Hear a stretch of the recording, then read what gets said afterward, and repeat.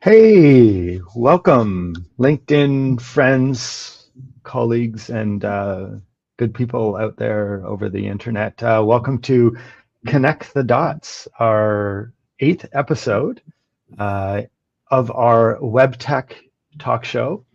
And we're super lucky to have a real special guest here today, Rasmus Skjoldan. Uh, He'll be talking about product intelligence, and we'll get to that in just a moment. Just to set the tone and the scene for what we're trying to do here is create a half an hour every couple of weeks where CMOs and folks responsible for their organization's digital roadmaps to essentially ask us anything. We usually have a particular topic that's trending or important in the web tech stack.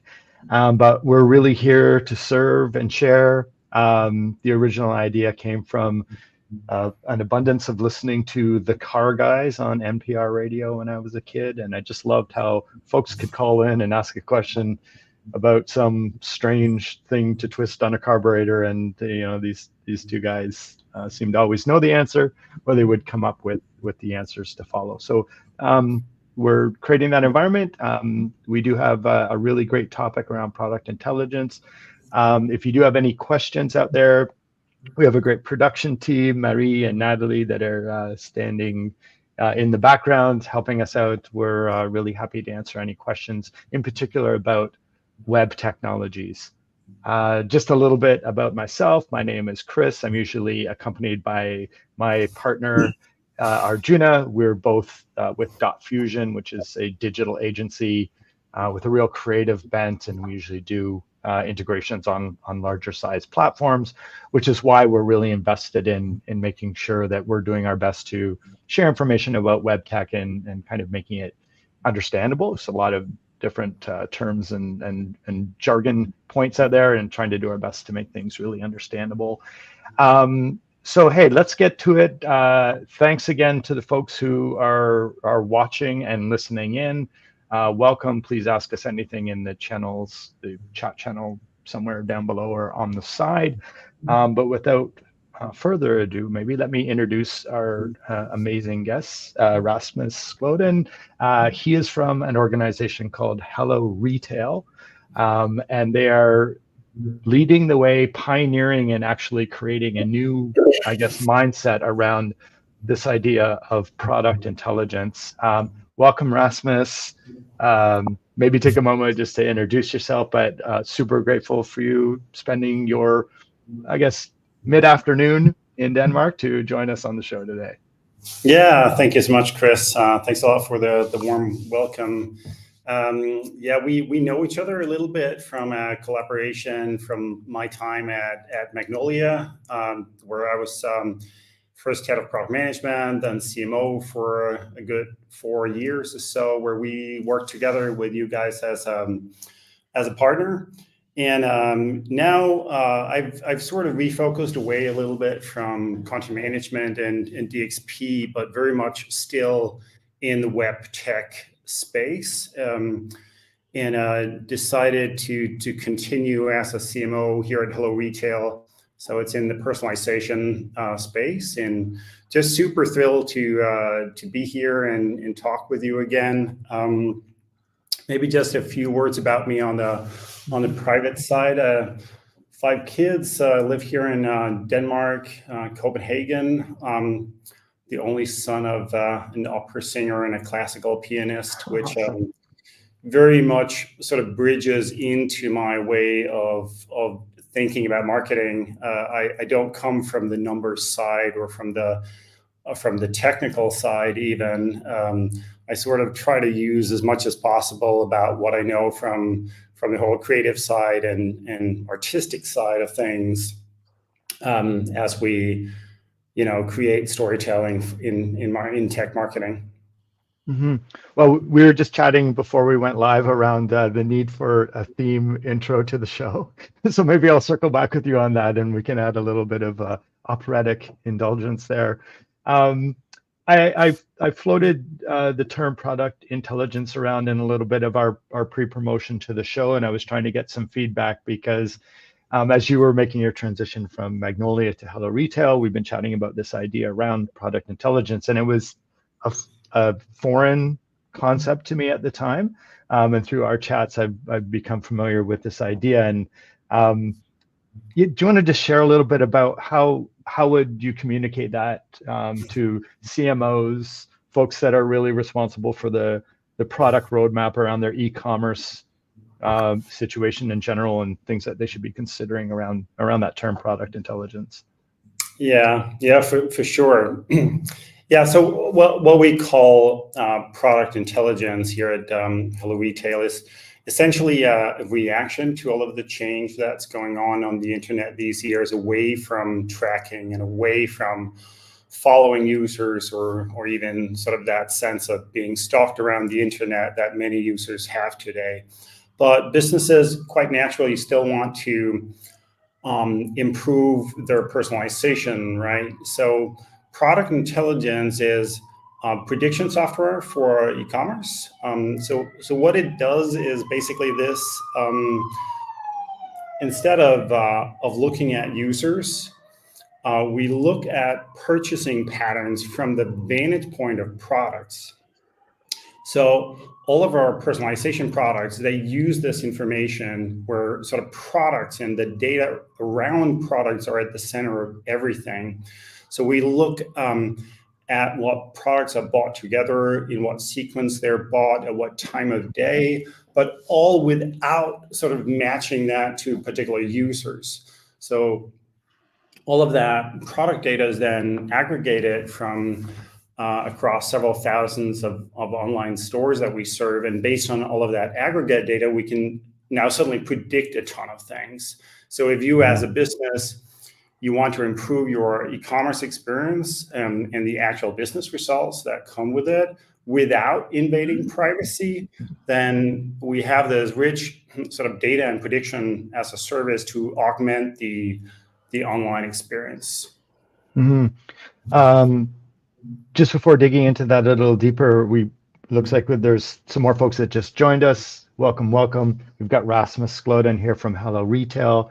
We're talking about personalization, but in a slightly different way than we're used to. There's been this dream of having your web digital products be able to somehow surface the perfect information at the right time to the right person, and we've traditionally based that on kind of events that have happened before, where they've clicked, what they've viewed, kind of assembling a profile, then profile matching, and trying to get the platforms to be able to conjure up the right information. But Hello Retail is a slightly different approach to that, which is strictly data driven. And something that I'm still chuckling about a little bit was your LinkedIn post from a few days ago. Can you just share that kind of scenario that you came up with? And I think it started me thinking about patterns that were away from the norm when I was thinking about building a profile for a personalization engine.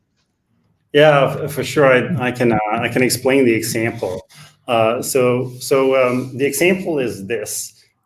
We have data that summarizes, based on aggregate data from thousands of stores, we have data that will tell us what buyers are most likely to buy after they've bought a particular product. And once you start looking into that anonymized data of what products get bought in sequence, some really, really funny and peculiar and interesting examples sort of arise.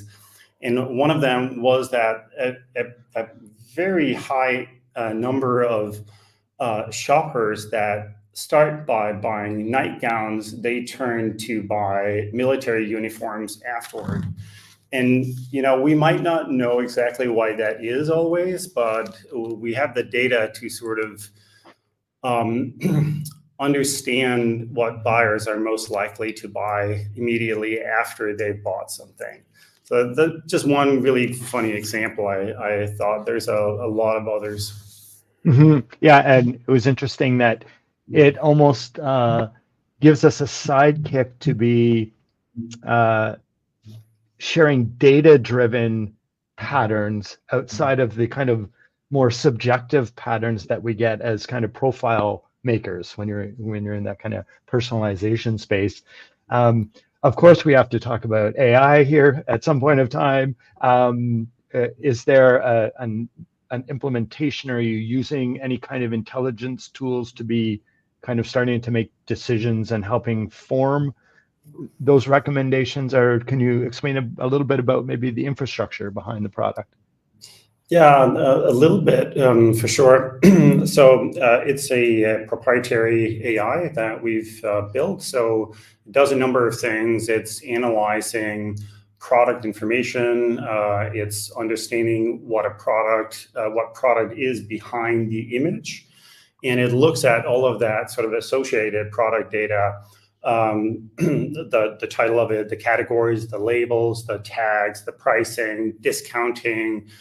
Images themselves, all of that, and then it starts to analyze, okay, what kinds of purchasing behavior are we seeing connected to those products, which can be, a lot of different things about, again, discounting, at what time of day do you typically buy products, what's the recurrence rate of a product? So meaning, some products are recurring and some are not. And we want to know how many days or weeks after you buy something are you most likely to buy it again. Mm-hmm. Okay, super cool. And I know the company right now is just looking at gaining traction in the North American market. Can you explain a little bit about maybe industries or what are I guess the product industries that are getting the most advantage from the tooling right now, and what does that look like in the future? Yeah, for sure. So we're definitely in the mid market, is that not necessarily great for very small shops, and we're just not targeting the sort of upper end of the enterprise market for a number of reasons. We like that middle section of the market with very aggressive merchants that are really eager to sort of break through to the next level of their online store's success. So we have a lot of traction in fashion, kids clothing. We also see a lot of businesses that have very sort of technical searches on their site. If you think about bike parts, for example, where it's really essential that you order the right variant of a product because it has to fit together with a number of other things on your bicycle, right? So those are just some of the examples of industries that can really take advantage of the products. Okay, well, one of my favorite topics for another time is anything to do with the cycling industry. Spent a lot of time roaming around on bikes and probably generating some data that your tools would love to read about what I would purchase next. Makes a lot of sense. When you look at the business decision makers here and what their mindset is when your tooling starts to look really attractive from increasing kind of performance and growth for their organizations, can you describe a little bit about the business situation and I guess that positioning where you're likely to be considered a great fit because there'll be ROI almost right away?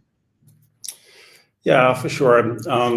There's a number of really good cases where you can really sort of take advantage of our technology. For example, there are some industries that have very significant changes to their inventory every quarter. That could be fashion, for example, where you have a whole sort of huge change going on in the inventory with new SKUs coming in very fast. And you quite often don't have solid enough recommendation data sort of surfacing the purchasing patterns until the product inventory has been there for a while, and then all of a sudden it changes because there's a new season and the whole e-commerce experience is changing. And what's interesting for our clients is that they sort of get to tap into collective aggregate data from thousands of other stores where we can then sort of bootstrap their new inventory with purchasing pattern understanding to vastly improve the recommendations and the search experience as these new sort of products flow into the inventory on online stores. So that would be sort of some good examples. I feel there's also, back to bicycles. Maybe we ran this A/B test with and without what we call product intelligence. And when you add, say, a particular bike to the cart on an online store for a bike shop, the shop will quite often show recommendations for what is typically bought together with that specific bike, right? And when we use the aggregate data from all other similar shops, the revenue simply doubled in that A/B test. So it's really quite remarkable what kinds of results that we get out of using the sort of the collective intelligence from all of the other stores that are connected through the platform. Okay, yeah, makes sense. It's beyond the obvious, tires, tubes, and helmet. There's probably a whole other dynamic that hadn't been considered. Just to reach out to folks who are listening in, thanks for joining us this morning. We really encourage you to essentially ask us anything. Happy to share thoughts on other bits of web tech as well beyond this particular topic. Rasmus also has a wealth of knowledge in the content platform space as well. It's refreshing to be on kind of a new topic here, but we do often get into content platforms and how they integrate into things. So anyone listening, we're really open to answer your questions. Thanks for joining us. Hey, Ras, just kind of staying on topic a little bit around Hello Retail. Are there particular e-commerce platforms or tooling or ideal stacks that you integrate a little bit more readily with? Can you share a little bit about that? Yeah, we have integrations to around 30 different commerce platforms. We have a lot of Shopify and Shopify Plus customers. We have quite a few WooCommerce. We have Adobe Commerce, and then around 27 others, but definitely a good portion in the Shopify space. Okay, super cool. Trying to figure out how to bend this conversation a little bit about tapping into some of your thoughts and insights around the experiences in general and either shopping, kind of the UX of moving around websites and e-commerce sites, and kind of the state of affairs where we have the tooling right now to be surfacing the right stuff at the right time. But when it comes to presentation, what are you seeing in your day-to-day life, different trends and movements around the presentation and experience of content these days?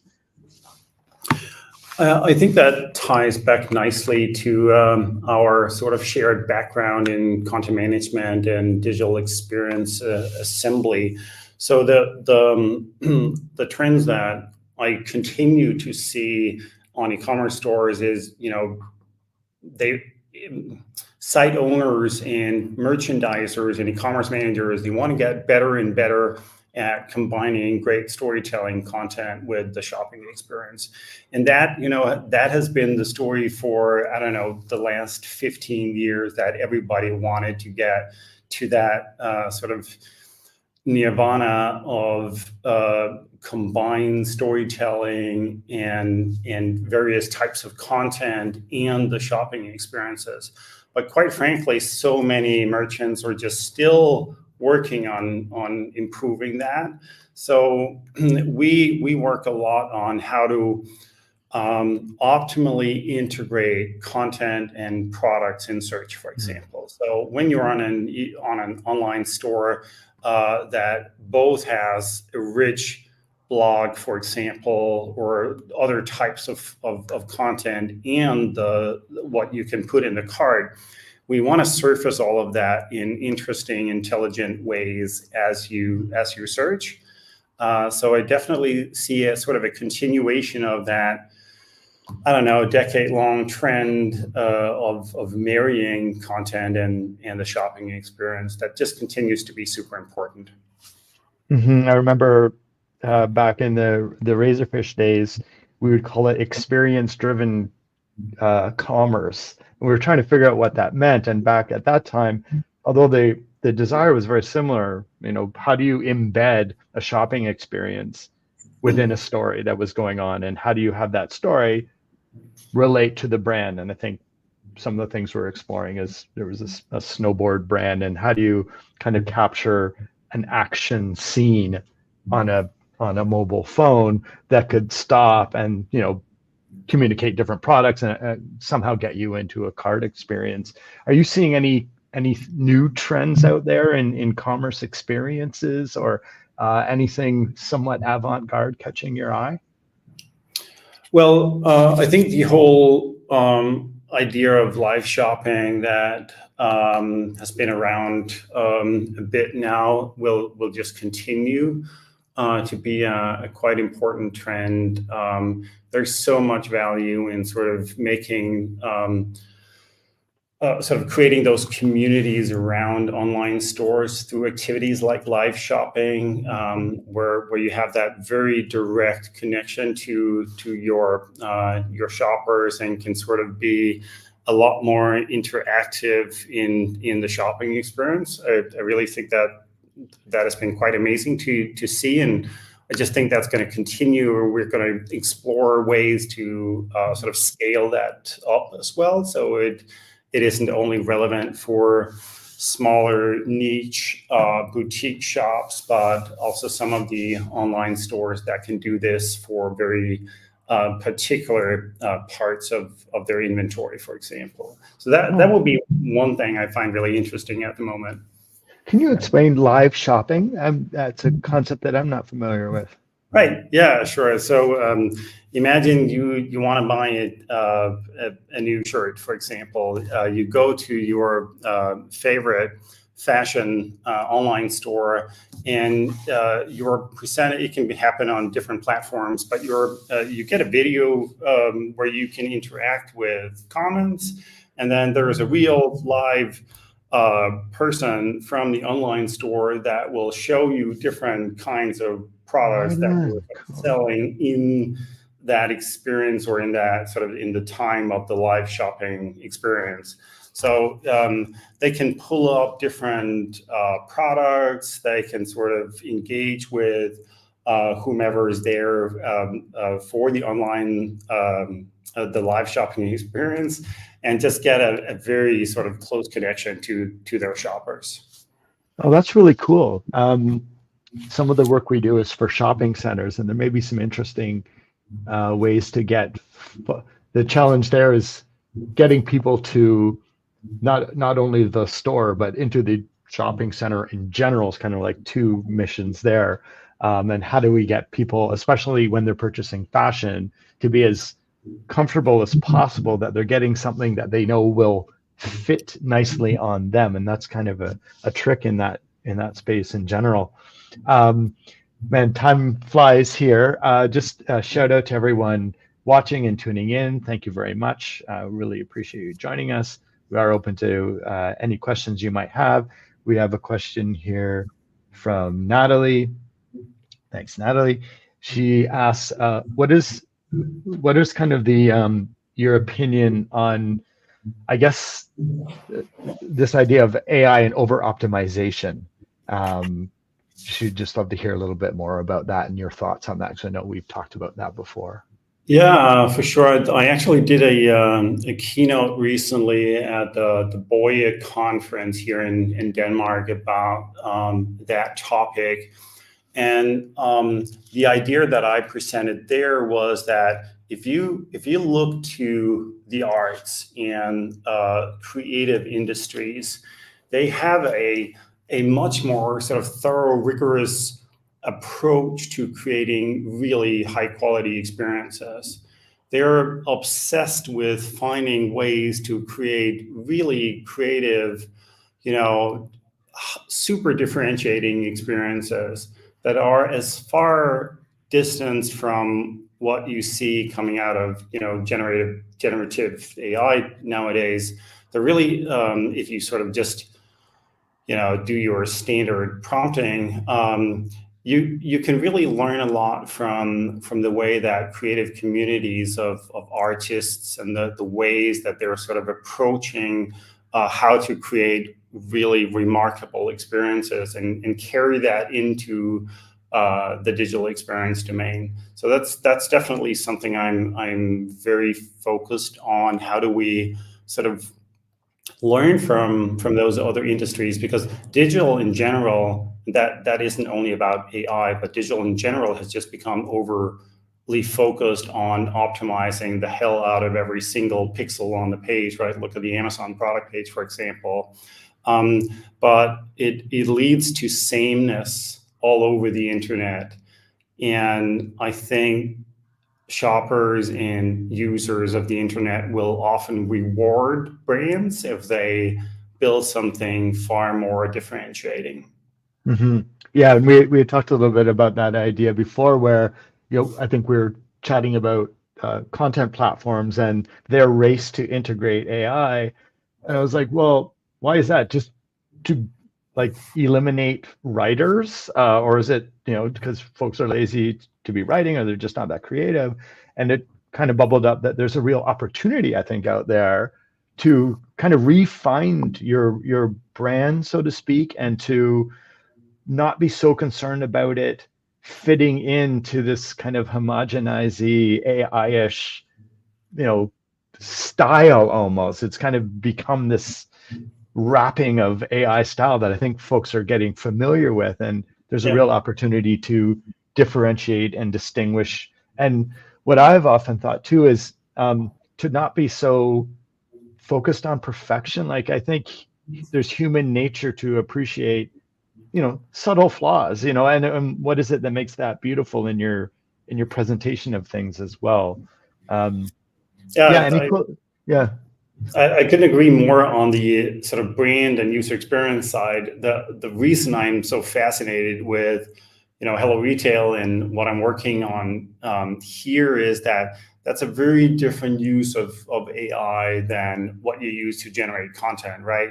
We have to go through thousands of stores or millions of products to find the trends in the data there, which is a very sort of different focus for how to take advantage of AI that can only happen through technology and sort of cannot be improved by human creativity. Mm-hmm. Yeah, for sure. And maybe just as a share out there, where do you go to find inspiration? Do you have any cool sites that you're checking out, or any groups or areas of curiosity you might want to share? On the internet side of things, I'm really fascinated by these really small niches of like fashion. For example, there's this brand called Fallback, for example, that's creating really insane fashion. They're very focused on experimenting with super innovative materials and have a wonderful creative way of communicating about their products. I can link to that in the comments afterwards. That'd be really cool. And we have a very strong fashion industry here in Canada, in particular in and around the Montreal region. So I'm not sure where our viewers are coming in from today. We are just about to wrap up. Last call for any questions. And if there are things that pop into your mind for our listeners or viewers, please feel free to pop stuff into the comments area. Happy to follow up and get back to you. It's been a real pleasure. Thanks, Rasmus. Super cool. Looking forward to jamming with you in the future. In the last minutes here, I do want to promote our next show. We have Jennifer He, who is a content strategist, who's going to be joining us from the perspective of contemporary content organization, planning, and migration for large digital projects. That's coming up on March the 26th. in our new time slot at 10 in the morning. You can always connect with us at Dotfusion at connect@dotfusion.com. Rasmus's information is in the video link here that will persist over time. Feel free to reach out to him to discuss anything to do with personalization in the e-commerce space and kind of this new concept of product intelligence. So thanks again. Real pleasure jamming with you. Thanks, Natalie and Marie. You guys are amazing at producing the show. And we look forward to seeing everyone in a couple weeks. All right. Thank you so much. Thank you.